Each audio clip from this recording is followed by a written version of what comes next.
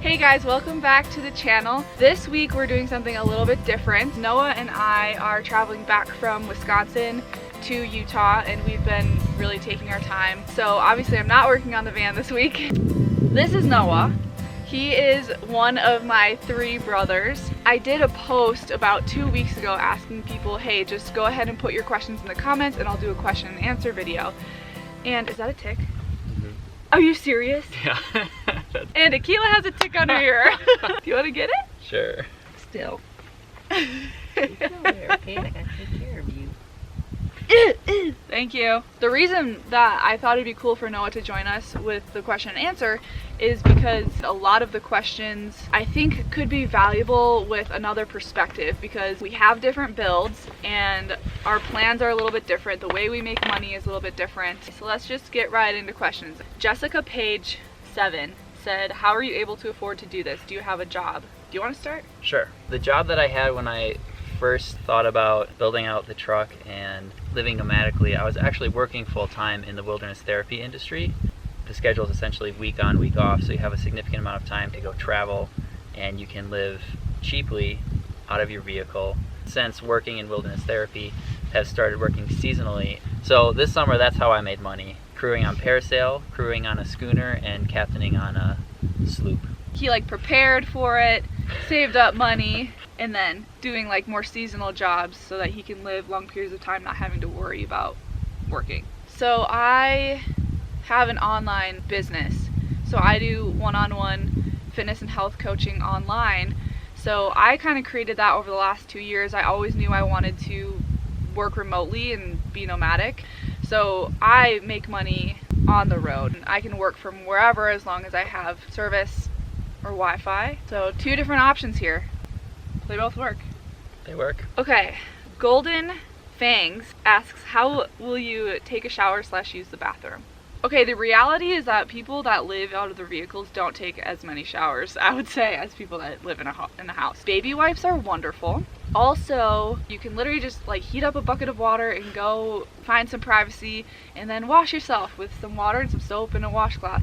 That works really well. I'm also considering getting a little solar shower. Oh, as far as the bathroom, a really good trick for going to the bathroom is just digging a big hole and pooping and then covering it back up. If you don't have a lot of experience with the outdoors, that can feel really uncomfortable at first, but it's really nice when you get used to it. Take it away now.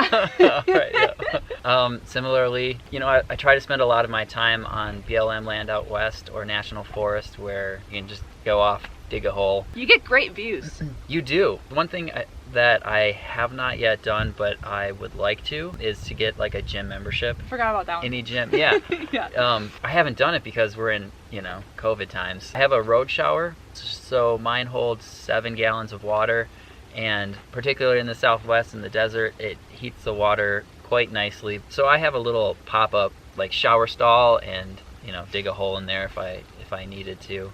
Next question. What kind of dog is Akela? She is a German Shepherd. I actually got her on Craigslist. It was an interesting situation, but she's absolutely wonderful, as you guys know. So Natalie Dominique Brown says, me, pick me. How did you make the choice on type of van? What qualified it? And what is the most important when purchasing? And how are you so knowledgeable about how to build and transform the space? For me, I was definitely on a budget, but I also recognize that I don't want this to be a short-term thing.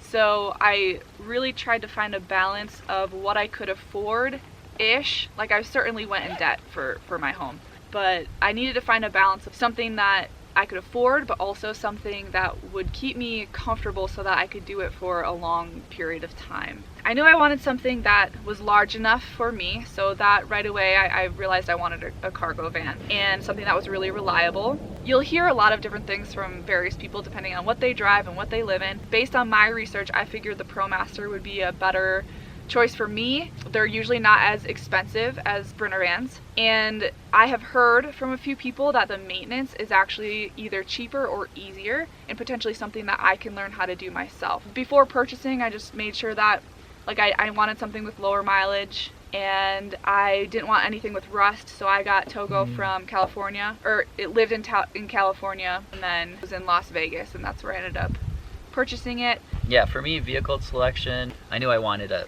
a longer bed. So I ended up getting, like, it was a bigger truck, you know, it's an F-150, and I looked around a little bit. At first I wanted a Tacoma, and the F-150's truck bed is much deeper than the Tacoma's, which I didn't think of until I actually started the build out, and I was like, wow, there's actually a lot of room in here, because I got the high topper. So I can easily sit up and use it as an office space. It had less than 10,000 miles, and that was also intentional. I had looked at vehicles that had higher mileage, and I was like, I just don't want to have to put in money into fixing it. I don't want that right now.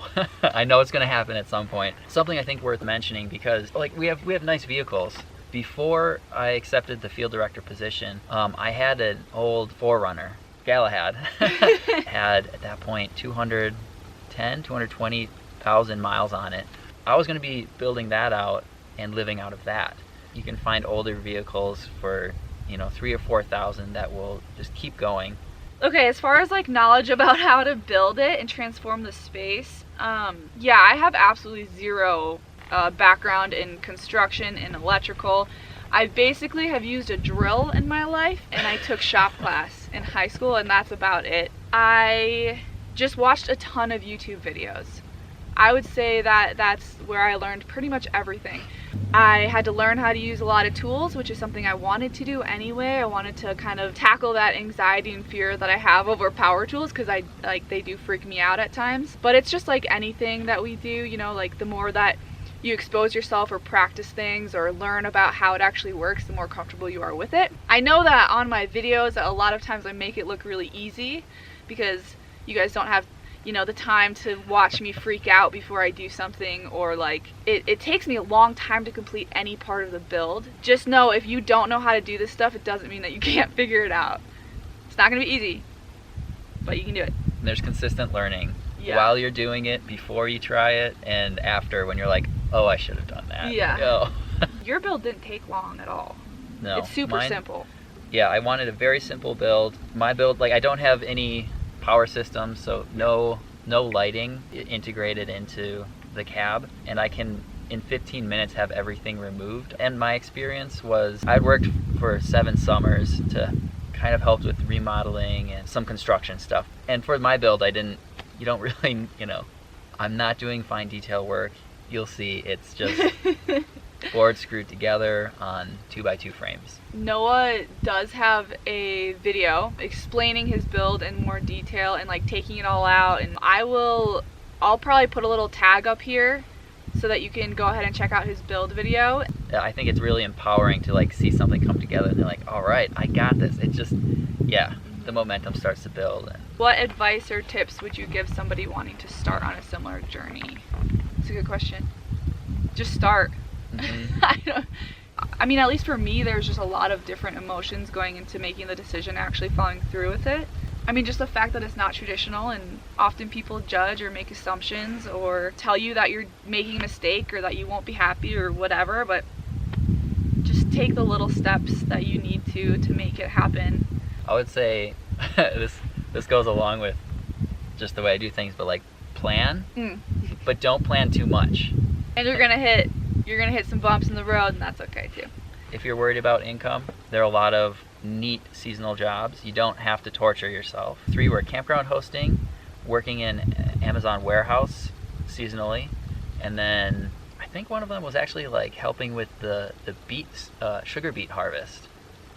And so those are like 3 jobs that you can kind of string together for like summer and fall that are pretty neat. They're like interesting, fun jobs that I feel like you grow as an individual. A little tangent, but oh, that's a good tangent. M. Bengler asked, are your parents supportive of your decision? Yes. Very much so. Our parents have basically supported anything we've ever wanted to do. Like, without judgment, without trying to deter us from anything. We've all been really interested in many different things during our lives. I think one thing that I appreciated about our parents is that they were there supporting us emotionally, or like, hey, like, this is, yeah, try it, like, try this thing, you're interested in it. Never were they like, we're gonna pay for this. They would help out when we were younger. They would never pay more than half of anything, and that was just a neat way to grow up. I think one thing that helped just as siblings is that we support each other's, like, what we want to do as well. So have that companionship, and for me that helped a lot. You talked about what Josiah's doing? I haven't. So this is kind of funny, but our oldest brother, Josiah, he actually lives on a sailboat. Well, I guess this one probably you can't answer. How are you going to protect yourself? Do you carry a weapon or anything? I'm curious because you're a girl like my size, and we have to look out for those types of things. Really great question. As of right now, I have various weapons in some places in my van. Bear spray is really great because it can shoot at a longer distance than like pepper spray, so that's something that I would recommend. I am going to be having some extra locks. That's actually going to be a video coming up. I'm going to install some extra locks that go in the front 2 doors, in my back doors, and also on the outside of my sliding doors. I think the main thing with that is to give me a lot more time to react if something were happening. Also, I have a huge scary dog. She does not like strangers as it is. She's extremely protective of me and very protective now of the van. With that being said, I never want Akela to be put in harm, and the reason I have her is not to protect me. If anything were to happen to her, I would be absolutely devastated, especially if it was, her trying to protect me. I mean, of course, just be aware of your surroundings. I think as women, we get, we're especially sensitive to different stories and experiences that happen to each other, as far as like people hiding in the back of your car, people hiding underneath your car, getting pulled over in the middle of nowhere. There's a lot of rest stops. I do carry a knife when I go into a rest stop with me. I have my keys between my fingers, and I think that there are a lot of things that men probably don't really realize that we do on a daily basis. I do feel relatively secure in general, and haven't felt like I've needed weapons to protect myself. I think it might be worth saying like whether you carry a gun or not. But I'll say this: I don't have a gun for self-defense. However, I do like going into the mountains where I know there are cougar and bear. Those have been the times when I'm like, should I have a gun? Yeah. Also, it's different, like hiking solo, he's a little bit more at risk, where I am hiking with like Akela. So, a cougar's less likely to stalk us or be interested in us. Yeah, now I'll be thinking about that on my next hike. Yeah. This is kind of fun. It is, actually. This is so fun. I would do this all I know. We've talked a lot about different things, but like hearing a more complete answer, it's like just interesting hearing your perspective. Like, oh yeah. Didn't really think about that aspect of it. What stores do you get your supplies? That was asked by 8658 Jordan. I do a lot at Home Depot, mostly because Home Depot is like 3 minutes from the house that I had been renting. No secret store. Oh, Restore though. Oh yeah, the Restore. That's been awesome. Craigslist for free stuff, Facebook Marketplace for inexpensive or free wood. But yeah, most of my stuff was free. And the Restore, that's a great place to find like hinges or flooring, brackets, things that won't be visible if you want it to look nice. Yeah, your flooring looks great, of course, but looks pretty good. Restore. Yeah. 2-part question. This is from Ray So Rad. Have you always been a minimalist, or did you have to purge your stuff? If you had to purge, how did you do it? While Noah answers this, I'm gonna go pee. Okay. I'm gonna go pee behind your truck. All right. Okay. Bye. Okay. Have I always been a minimalist? No. I think no matter who you are, it's likely if you're moving into a vehicle, you're going to have to pare down your things.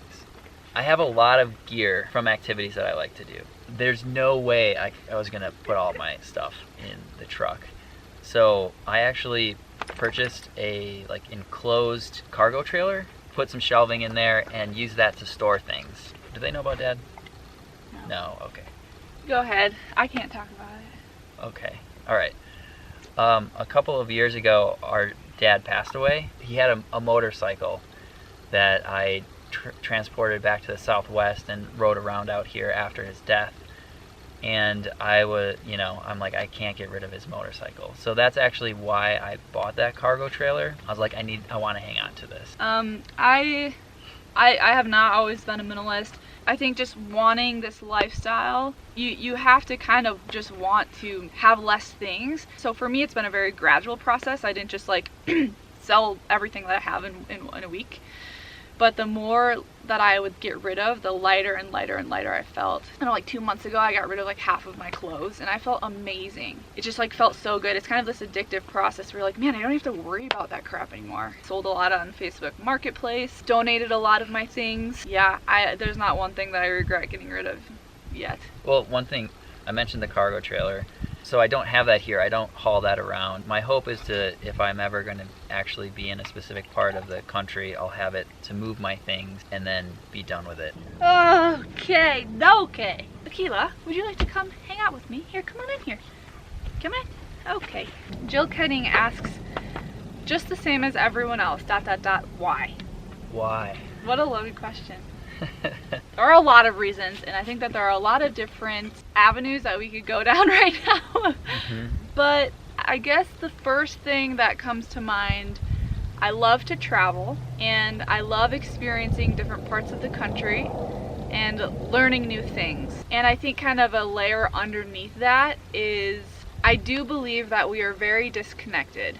I think as a society, we're pretty disconnected from nature, from our earth, from, I don't know, just like life in general. There's just so much going on in our lives, whether it's the busyness and the expectations and the pressures from culture and other people and the ideas that we have about what makes somebody successful, what makes somebody good, what makes somebody right. And I think that a lot of it's just bullshit. If I'm being honest, I think a lot of it's just bullshit. And the more you try to strip some of that down and like get away from it, the more that you can really just like be the full expression of yourself. For me, I struggle with anxiety, and when I'm out in nature and away from a lot of that stuff, I feel more wholesome and more me. I'm just a lot more in touch with myself and the aspects of being here on this planet that I think are important. How do I... That's all encompassing. That's great. Yeah. For me, I was just sick of, I guess, like working all the time. Even though for a number of years I had a unique schedule, it felt like some of that was wasting time.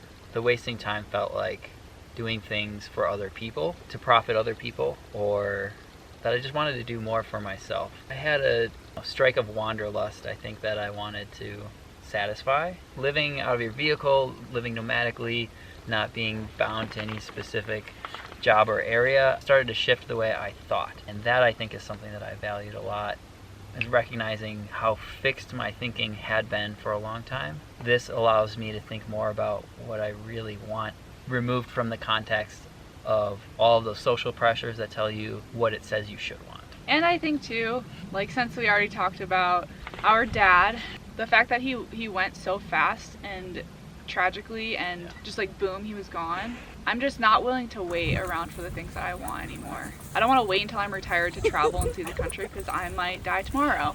And as like morbid as that sounds, that's the reality of like how my perspective has shifted in the last 2 years since losing him and going through a lot of grief and heartache and all of the stuff that comes with that. A part of the wanderlust that I felt came after Dad's death, and it was like, whoa, what am I doing with my time? Yes, through work I can help people and do those things, but I need to start doing more for myself. If you can healthily balance the like selfishness of wanting to, it's more like self-care. Yeah. It's like it's self-care to like do things for yourself, even in a larger way that sacrifices what some things in society say are important, I think. And circumstances could change at any moment, whether that's, you know, negatively in like an individual's health, or the opposite, or if I'm drawn to some specific career or calling and really want to dedicate myself to that, great. Yeah. I'm available for that, you know. Yeah, for sure. Let's see what else we got here. Are you an experienced builder? No, we already kind of went through that. This is interesting. I haven't really thought about this one. How much money do you think you'll end up saving by building out yourself versus hiring a company? Oh, okay. A lot. Like a significant amount. Thousands and thousands and thousands of dollars. Yeah. So quite a bit. Also depends on the build.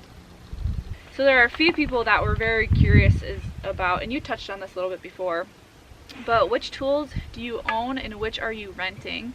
Which tools will you take with you in the van when you live in it? So drills and a jigsaw were basically all I had to start with.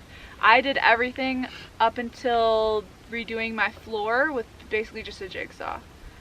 I recently celebrated myself a little bit and I got a cute little miter saw. But I would say the jigsaw has been my absolute best friend, because you can like cut metal, cut sharp corners, I will be using a table saw for my cabinetry.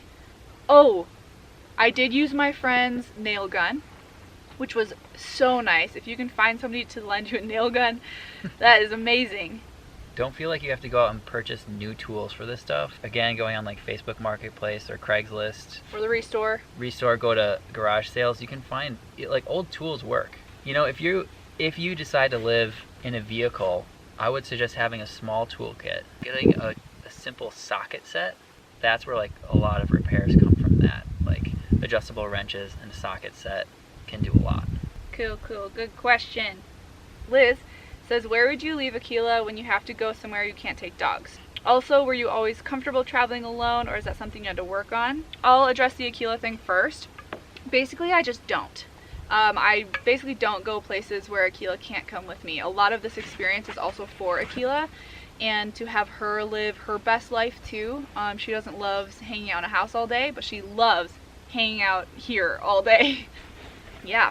If it's places where, you know, I'm not, like for example, if I have to go to a wedding, you know, and I'm in the middle of a city, you know, I'll board her every so often. I don't like boarding her because I know that she doesn't like being boarded. As far as comfortable traveling alone, yeah, I think that it has been something that I've needed to work on. I remember doing a lot of traveling in my car with Akela. I used to have like a little 2000 Camry. Having different experiences along the way in like little chunks has really helped me feel super comfortable now that it's like a full-time thing. But kind of like I said earlier, the more that you expose yourself to it, even if it's just like at one night a week, going out and camping by yourself, or taking a little trip in a place that you really trust and know by yourself, just those little exposures are what I don't know, really makes you feel more comfortable about it. Have you always felt comfortable traveling alone? It was a little uncomfortable at first. I think just having somebody with you it's always made me feel more comfortable. So it's been more about getting used to deciding for myself where I want to go. And then being like, okay, well, and when I'm there, I'm going to be my own company. And I do enjoy spending time alone, so that makes it easy for me. Yeah. Somebody had asked about tip for van shopping, and you're going to be buying a van soon, and this person wants to know some struggles. I'm going to link a video above of what my van search looked like, because there were a ton of struggles in it, and it being like a cargo van, and people don't usually like purchase cargo vans for personal use. It is a headache. So you're not alone in the struggles if you are looking for a van. This one is plan for storing food. He says a small fridge would suck. You'd have to go to the store constantly. So I am going to have a small fridge. I purchased a 12-volt nomadic fridge. I think it's like 40 some liters. So it's very energy efficient. Setting myself up for success to have a lot of like fresh fruits and vegetables, and I do eat meat. That's important to me, and I like cooking. He does not have a fridge though, so. I don't. Doesn't even have a cooler.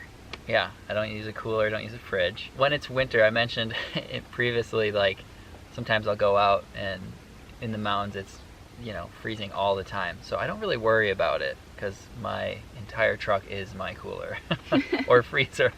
What I do, there are a lot of vegetables and fruits, you know, that keep pretty well without being cooled. Cabbages, potatoes, you know, a lot of the root vegetables are fine. Apples, oranges, bananas for a little while. Dairy's usually pretty good actually for a while. Oh, dairy, yeah. Cheese in general keeps longer than people think. Ketchup, mustard, condiments, a lot of those, they last longer in the fridge, but it's okay if they're unrefrigerated for a while. So I think we'll stop there. Thank you to everybody that commented with questions. I know that some of the stuff can seem weird or confusing or unattainable at times, and I hope that with us answering some of these and with our individual and different experiences, it'll help you kind of either make your decision or give you more insight as to how we got here and what our lives are like. Yeah. It would be great if people have more questions. This was fun. Yeah, this was really fun. I'll do it more. And I'm sure after today I'll think about all the other things that I should have said. I think we're good. Do you have any closing remarks? The world's beautiful. I think it's worth pushing yourself into discomfort to experience it more fully. Same. Next week you will see me working on the van again because I got to get this thing done soon. I've just been traveling too much and not actually working on it. All right, thanks everybody, and I will catch you next week. Well, When we wake, hear the birds and see the sun. Side by side our fears are done. All the good times just begun.